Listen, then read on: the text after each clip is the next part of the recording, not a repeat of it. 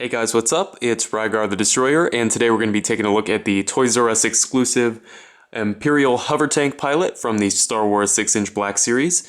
This guy is really cool, but before we take a closer look at him, let's go ahead and take a look at his packaging.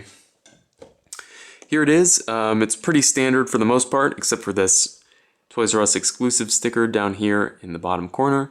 And then of course it's got a picture of the Hovertank pilot down here. Nothing really on the sides. And then on the back, it's got a brief description of the character. If you'd like to read that, you can go ahead and just pause the video. And then over here on the side again, it's got a picture of the pilot here. So like I said, pretty standard, so let's go ahead and get back to the figure itself. The pilot here, the Hovertank pilot, stands at exactly 6 inches tall, so he's right in scale with all of your Star Wars Black Series figures.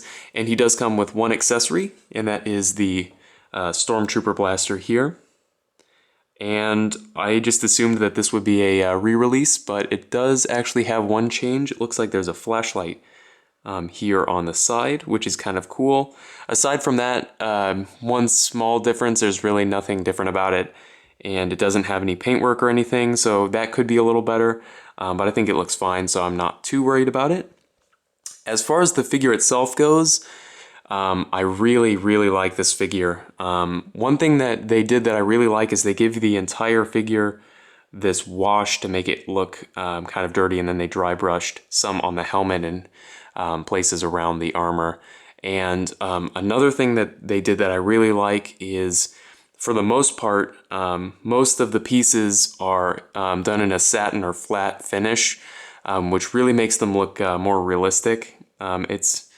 Looks super shiny, and like especially on the chest and stuff because of my harsh lighting.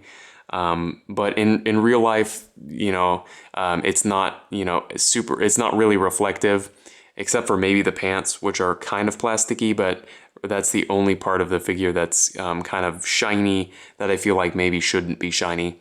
As far as articulation on this figure goes, it's really well done. For the most part, there's some restrictions, but it's not anything too bad.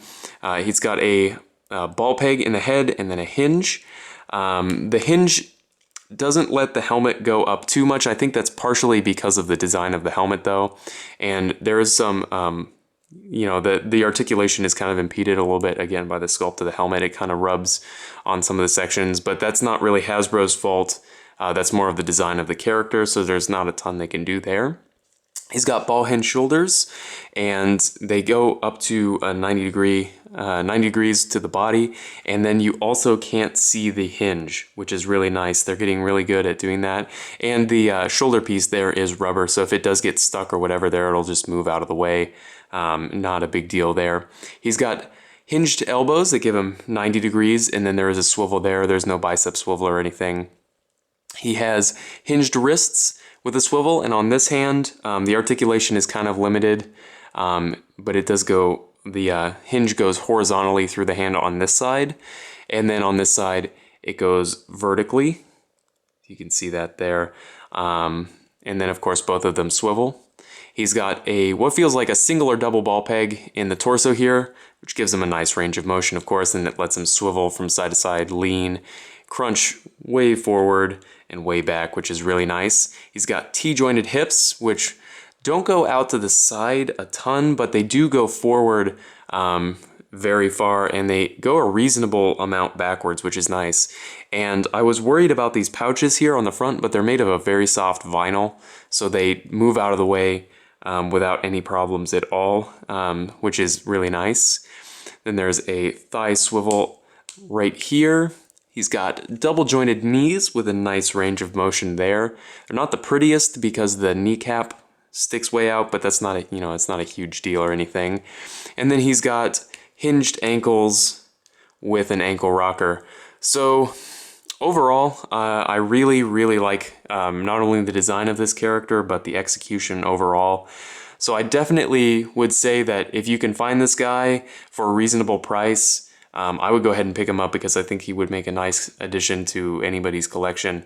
And I can say that I ordered this directly off of Toys R Us's website, and they had a free shipping for anything over I think it was like $19.99 or something, which is good because that's basically this guy's exact price. So if you have any comments or questions or anything, please leave them down in the comment section below, and I guess I'll see you later.